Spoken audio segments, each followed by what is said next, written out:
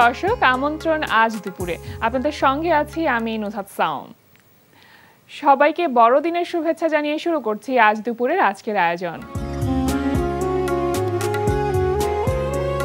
আজ থাকছে সংস্কৃতি, এনটিভি অনুষ্ঠান সূচি ও দুপুরের অতিথি। প্রথমে থাকছে সংস্কৃতি। লালমাটিয়ার ভূমি আর্ট গ্যালারিতে অনুষ্ঠিত হচ্ছে শিল্পী এনাক্ষী সাহা রায়, ইশরাত পারভিন লীনা ও রঞ্জনা সাইদের শিল্পকর্ম প্রদর্শনী বিন্দু। প্রদর্শনী চলবে ২৬ ডিসেম্বর পর্যন্ত। চলচ্চিত্র সংস্কৃতির বিকাশে চলচ্চিত্র কেন্দ্র চাই, এই স্লোগান নিয়ে শাহবাগ জাতীয় জাদুঘরে অনুষ্ঠিত হচ্ছে বাংলাদেশ আন্তর্জাতিক স্বল্পদৈর্ঘ্য ও মুক্ত চলচ্চিত্র উৎসব। উৎসব চলবে ২৭ ডিসেম্বর পর্যন্ত। বাংলাদেশ শিল্পকলা একাডেমিতে অনুষ্ঠিত হচ্ছে ষষ্ঠ জাতীয় ভাস্কর্য প্রদর্শনী। প্রদর্শনী চলবে ২০ জানুয়ারি ২০২৫ পর্যন্ত। ধানমন্ডির বেঙ্গল শিল্পালয়ে অনুষ্ঠিত হচ্ছে শিল্পী কাজী আব্দুল বাসেতের শিল্পকর্ম প্রদর্শনী বৃষ্টিতে রোদের কণা। প্রদর্শনীতে শিল্পীর অ্যাক্রিলিক, প্যাস্টেল, চারকোল, জল রং ও কালি কলমের রেখাচিত্র সহ মোট ৭২টি শিল্পকর্ম স্থান পেয়েছে। প্রতিদিন বেলা ৪টা থেকে রাত ৮টা এই সময় প্রদর্শনী চলবে ১১ জানুয়ারি পর্যন্ত। এবার এনটিভি অনুষ্ঠান সূচি। এবার জানিয়ে দিচ্ছি এনটিভির আজ রাতের বিশেষ বিশেষ অনুষ্ঠানগুলির সময়সূচি। সন্ধ্যা ৬টা ১৫ মিনিটে থাকছে বিশেষ টক শো সংলাপ প্রতিদিন।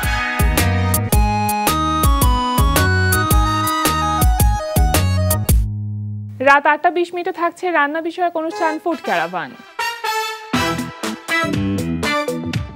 রাত ৯টা ৩০ মিনিটে থাকছে মুসাফির রনির পরিচালনায় ধারাবাহিক নাটক জোনাকির আলো।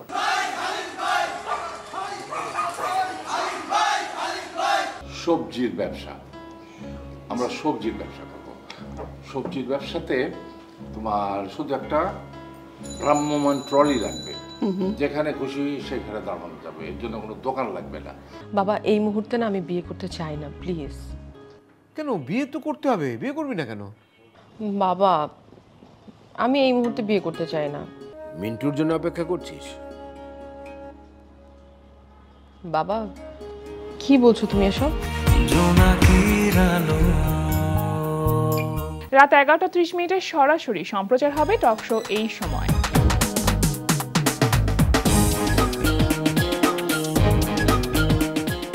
এই ছিল এনটিভির আজ রাতের বিশেষ বিশেষ অনুষ্ঠানগুলির সময়সূচি।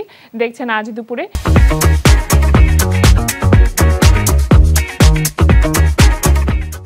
এবার দুপুরের অতিথি। আজ ২৫ ডিসেম্বর খ্রিস্ট ধর্মাবলম্বীদের সবচেয়ে বড় ধর্মীয় উৎসব যীশু খ্রিস্টের জন্মদিন। প্রিয় দর্শক, আমাদের আজ দুপুরের অতিথি মিউজিশিয়ান শেন ম্যালকম। শুভ দুপুর ভাইয়া। শুভ দুপুর। কেমন আছেন? হ্যাঁ, ভালো আছি। আজকে বড়দিন এবং আপনাকে জানাচ্ছি বড়দিনের অনেক অনেক শুভেচ্ছা। আপনাকেও বড়দিনের শুভেচ্ছা। আচ্ছা, আজকে যেহেতু বড়দিন, সুতরাং সকাল থেকে কিভাবে করে আসলে পালন করা হয়েছে বা আজকের দিনটা নিয়ে পরিকল্পনা কি? সারাদিন সকালে চার্চে যেতে হয়, চার্চে যাওয়ার পরে এরপরে ফ্যামিলি নিয়ে ঘোরাঘুরি, বাসায় খাওয়া দাওয়া, অন্যদের বাসায় দাওয়াত থাকলে সেখানে যাওয়া, এইভাবেই আর কি। যখন পরিবারকে সময় দিতে পারে না, বড়দিন মানে তো একটা বড় উৎসব আপনাদের, তো সেই ক্ষেত্রে পরিবারের কোনো অভিযোগ কখনো থাকে না আপনার জন্য? হ্যাঁ, ওইটা থাকে, কিন্তু যেহেতু এটা প্রফেশন, ওইটা মেনে নিতে হয় আর কি। আমরা একটু তাহলে মিউজিকের পিস শুনে ফেলি।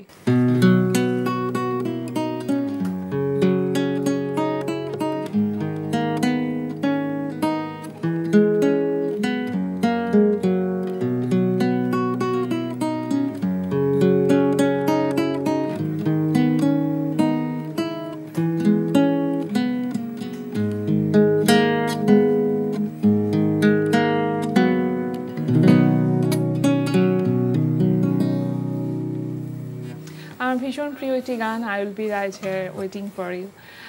সুন্দর লাগলো, ভীষণ ভালো লাগলো। আচ্ছা, এই যে আমরা উৎসবের কথা বলছি, এরকম আসলে এখনকার উৎসবগুলো কি আমরা ভাবতে চাই বা বলতে ভালোবাসি যে আমরা অসাম্প্রদায়িক একটা চিন্তা করি, ধর্ম, বর্ণ বা শ্রেণী নির্বিশেষে সবাই আসলে একত্রিত হই, সেক্ষেত্রে কেমন দেখেন আসলে এই বিষয়টি? না, এটা খুব ভালো, পজিটিভ আমি দেখি। কারণ যে যার ধর্ম পালন করবে, যে সবাই যে যার ধর্মে একসাথে পালন করবে, এটা খুব একটা পজিটিভ আমি মনে করি আর। আসলে মানে আমরা সব সময় চাই যে আমরা যে কোনো কিছুই একত্রিতভাবে আসলে কাজগুলো করে থাকি, তবে কাজটা সুন্দর হবে। এবং এই যে মিউজিকের ব্যাপারটা, মিউজিকও কিন্তু আসলে একটা টিম ওয়ার্ক, সবাই মিলেই করতে হয়। আপনি তো ব্যান্ড দল করেন, তো কেমন চলছে ব্যান্ড দলের কাজ? হ্যাঁ, ব্যান্ড ভালো চলছে। আমাদের যে ব্যান্ডটা, আমরা ইংলিশ গান কভার করি, সেহেতু আমাদের শোগুলো ওইভাবেই সব বিভিন্ন জায়গায় কর্পোরেট লেভেলে থাকে, কিংবা ডিপ্লোম্যাটিক শো থাকে, হোটেলের শো থাকে, তো ওইভাবে চলছে আর কি শো। আচ্ছা, ব্যান্ড দলের নামটা একটু শুনি আপনার। Green dusky. Green dusky. Green dusky. এই ব্যান্ড দলটি কত সাল থেকে ফর্ম করেছে বা কিভাবে আসলে কোন 2020 ভাবনার জায়গা থেকে? 2020 থেকে। 20 থেকে, তাহলে তো খুব বেশি দিন হয়নি। এখন তো আসলে ব্যান্ড দলগুলো আমরা খুব একটা দেখি না, বা নতুন করে ব্যান্ড দল ফর্ম করা এই ভাবনাটাও খুব একটা দেখি না। আপনার আসলে কোন ভাবনার জায়গা থেকে এই নতুন একটি ব্যান্ড দল ফর্ম করা হলো? আমার শুরু থেকেই, মানে যখন থেকে মিউজিক শুরু করেছি তখন থেকেই আমার ইচ্ছা ছিল একটা ব্যান্ড করার। তো ওইভাবে আমি কিন্তু অনেকগুলো ব্যান্ড এই পর্যন্ত করা হয়েছে আর কি। নিজের একটি ব্যান্ড দল, তার মানে একটা নতুন একটি বিষয়। হ্যাঁ, নিজের ব্যান্ড দল থাকলে কি, মানে আমার যেটার চয়েস যে আমি এই মিউজিকটা করব, ওইটা করা যায় আর কি। এবং আপনারা ইংলিশ যে গানগুলো সেগুলোই আসলে কভার করি। হ্যাঁ, নিজেদের গানের কাজ করব, ইচ্ছা আছে। সেটাও কি ইংলিশে হবে না বাংলা? না, বাংলা, ওটা বাংলার গান। আচ্ছা, এবার একটু শুরুর দিকে যাই, যে আসলে কবে থেকে বা কিভাবে মিউজিকের সাথে আপনি ইনভলভ হলেন? মিউজিকের সাথে ইনভলভ 1996-এ। ওই সময় একটা গিটার কিনে দেয় মা। তো ওই সময় থেকেই, এর আগে মিউজিকে যে আসবো এরকম কোনো ইচ্ছা বা এরকম কোনো চিন্তাই ছিল না। আর আমার ফ্যামিলিতে সবাই মিউজিক রিলেটেড, মানে আমার দাদু যে সেও গান করতো, কাকা তো ভাই, মামা, মানে দুই ফ্যামিলি প্র্যাকটিস সেটা ছিল। হ্যাঁ, ওইটা ছিল, কিন্তু আমি এর মধ্যে ছিলাম না আর কি। মানে 96-এর আগে পর্যন্ত, মানে তখন 96-এ, তখন আমি মানে ক্লাস 8-এ এরকম। মানে আপনারা নিজেরা কয় ভাই বোন? এক ভাই এক বোন। আপনার বোনও কি মিউজিকের প্রতি ইন্টারেস্টেড ছিল? না, ও নাচ শিখতো, গান শিখতো, মানে পরবর্তীতে আর কি করে নাই, ছোটবেলায় নাচ গান শিখছে। পরে গিটার বাজানোটা কিভাবে শিখলেন বা কার কাছ থেকে শিখলেন? ওইটাও একটা ইন্টারেস্টিং ব্যাপার আছে। মানে আমি খুলনা থেকে, আমার বাড়ি যেখানে, খুলনা শহর থেকে 20 থেকে 25 কিলোমিটার দূরে আর কি। তো ওই এলাকার মধ্যে আমি একা ছিলাম আর কি। গিটার ছিল আর কি আমার, কিন্তু ওইখানে কোনো টিচার ছিল না গিটার শেখার মতো। খুলনাতে যেতে হতো। আচ্ছা। তো খুলনাতে আমার কাজিন যারা আছে, আমার পিসাতো ভাই, কাকাতো ভাই, এরা সবাই গিটার বাজাতো, ব্যান্ড করতো তখন। তো যখন আমি যেতাম খুলনাতে, ওইখানে যাওয়ার পরে তাদের বাজানো দেখতাম আর কি। মানে এর ছাড়া আর সুযোগ ছিল না যে আমি মানে বসে একটা লেসন কমপ্লিট করবো, এরকম কোনো টিচার ছিল না আমার। ওদেরকে দেখতে দেখতে ওদের কাছ থেকে দেখতাম যে এটা কি কর্ড, এইভাবে গান তুলতাম। আচ্ছা। তাদের বাজানো দেখে আমি যে ওই গানটা এই কর্ড দিয়েছে, তারপরে আমি বাসায় এসে ওইটা আবার ট্রাই করতাম আর কি, এইভাবেই আর কি। আচ্ছা, বাসা থেকে কেমনি পরিবারের মানুষজন চেয়েছিলেন যে আপনি মিউজিককে আসলে প্রফেশন হিসেবে নেন? না, এটা চাই নাই বাসা থেকে, কিন্তু আমাকে মানা করে নাই যে, কিন্তু প্রফেশন হিসেবে নেওয়ার ক্ষেত্রে এটা একটা ফ্যামিলি থেকে সাপোর্টটা পাওয়া যায় না আসলে। 96 থেকে 2000-এ গিয়ে আমি একটা ব্যান্ডে জয়েন করি আর কি। ওইটাও ছিল আমার গ্রাম থেকে আরও দূরে আর কি। তো ওইখানে একজন একটা ব্যান্ড করে, লাভলু ভাই ওনার নাম ছিল, উনি ছিল এটার প্রতিষ্ঠাতা। তো ওদের গিটারিস্ট ছিল না, তারপর আমি একজন ওইখানে গিয়েছিলাম ঘুরতে, তখন বলে যে আমাদের একজন গিটারিস্ট দরকার আর কি। ঠিক আছে, তারপরে আমাকে ডাক দিল আগস্টিন সরকার দেবু নামে একজন ছিল, উনি ড্রামার ছিল আর কি।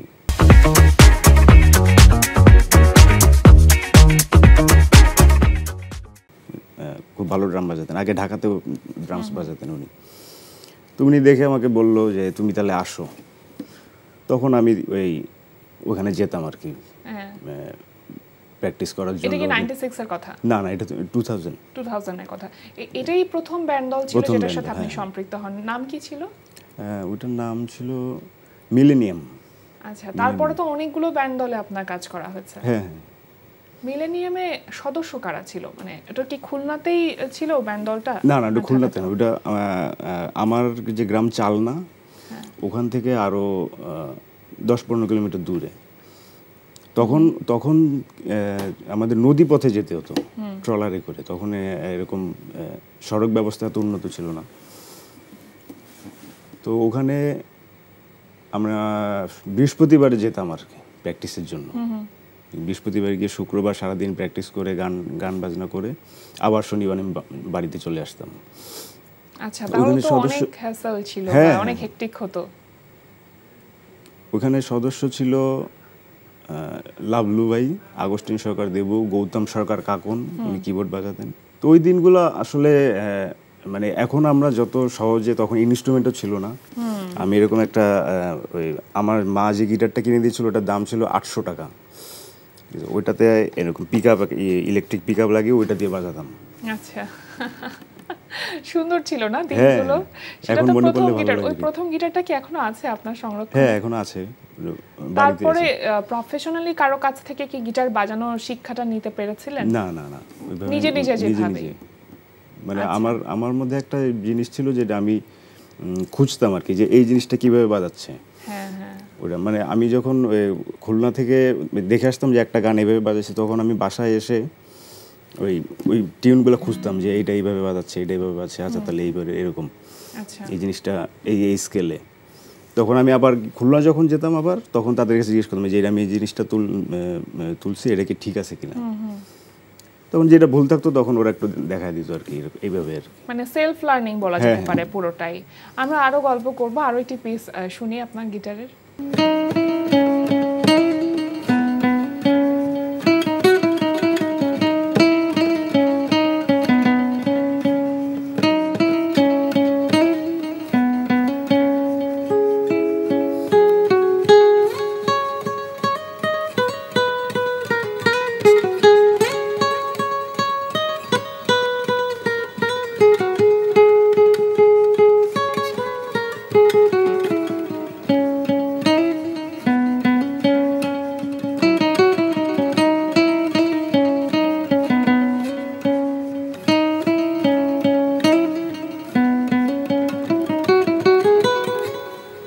সুন্দর, খাঁচার ভিতরে অচিন পাখি কেমনে এসে যায়।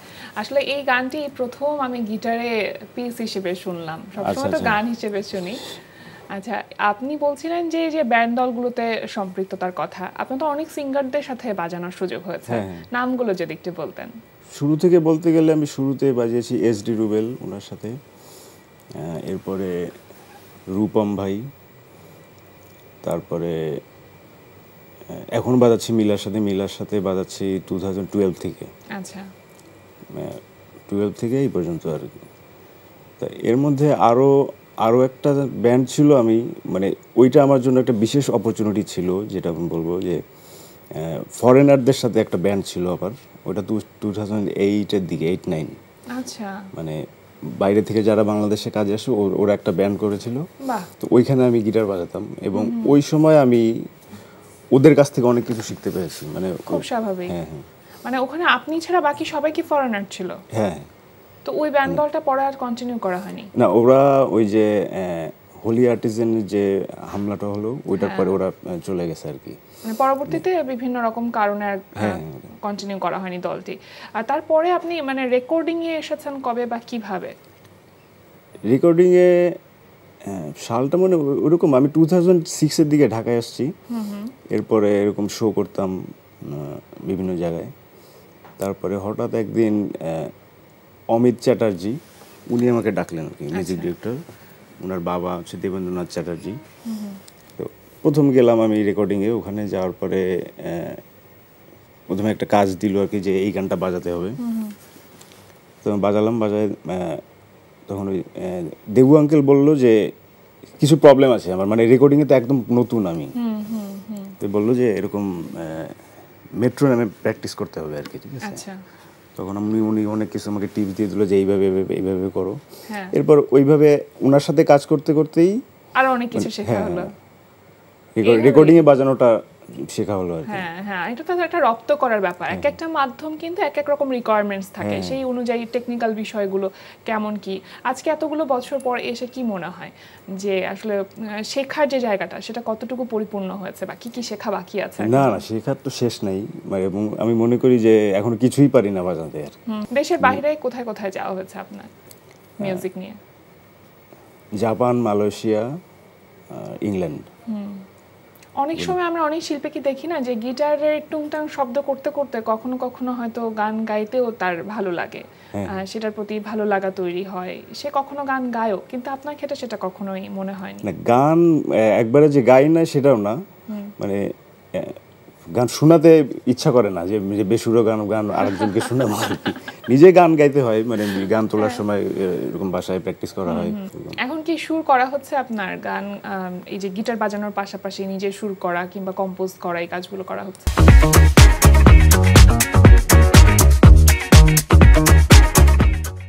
কম্পোজিশন টুকটাক করা হয় আর কি।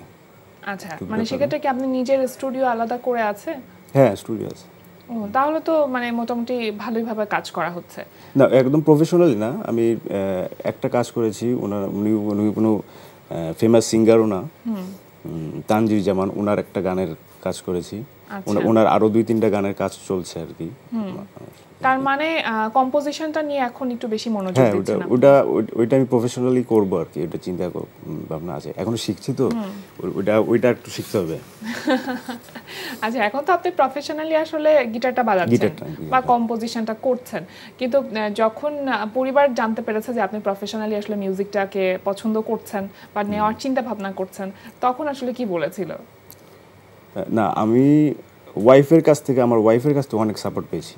আচ্ছা, ও আমাকে অনেক সাপোর্ট করেছে, কারণ যখন আমার স্ট্রাগল লাইফ, তখন ও আমার সাথে এইটার প্রতি অনেক সাপোর্ট দিয়েছে।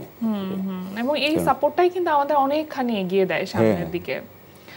সামনের দিনগুলোতে এমনি কি চিন্তা আছে, কিভাবে কাজ করবেন, বা আগামী বছর তো চলে এলো প্রায়, তো কি প্ল্যান আছে?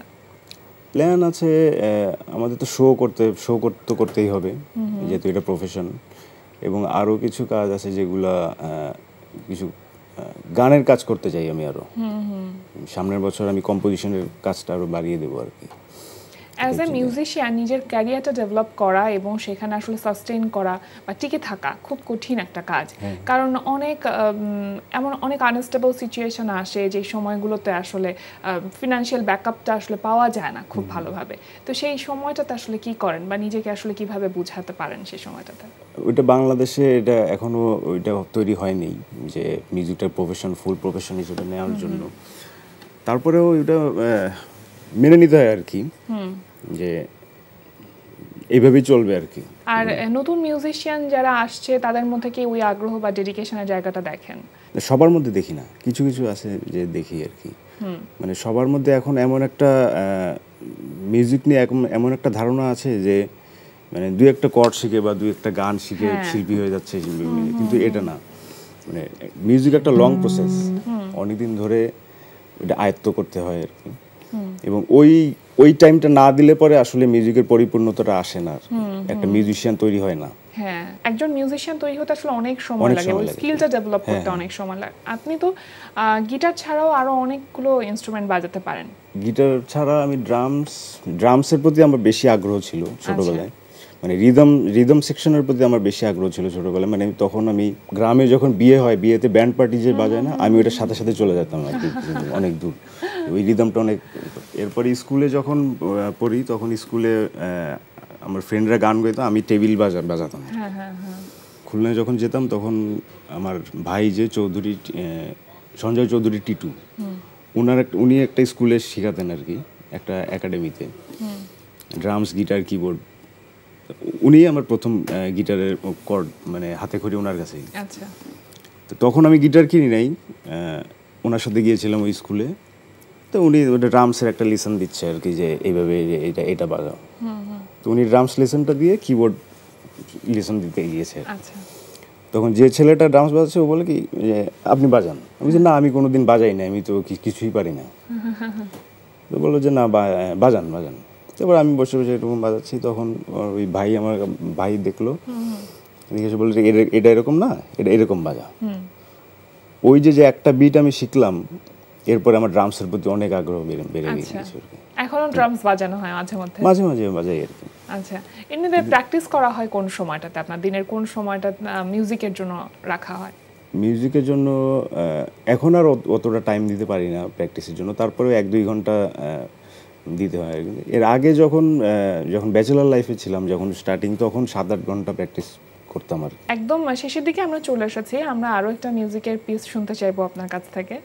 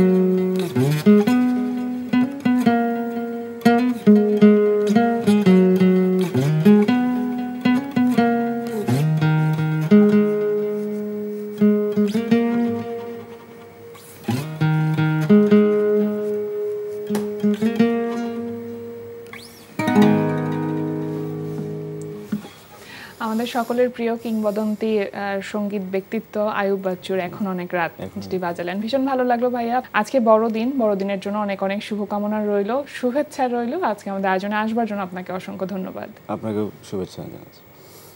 প্রিয় দর্শক, আমরা চলে এসেছি অনুষ্ঠানের শেষ প্রান্তে। অনুষ্ঠান সম্পর্কে আপনার মতামত জানাতে মেইল করুন আজ দুপুরে @ntvbd.com-এ। বিশ্বের যে কোনো প্রান্ত থেকে যে কোনো সময় আজ দুপুরে দেখতে ভিজিট করুন আমাদের পূর্ণাঙ্গ ওয়েব পোর্টাল www.ntvbd.com। এছাড়া এনটিভি সব জনপ্রিয় অনুষ্ঠান ও খবরের আপডেট পেতে ভিজিট করুন আমাদের ইউটিউব চ্যানেল ও ভেরিফাইড ফেসবুক পেজে। সবার মঙ্গল কামনায় আজকের মতো এখানেই শেষ করছি। শুভ দুপুর।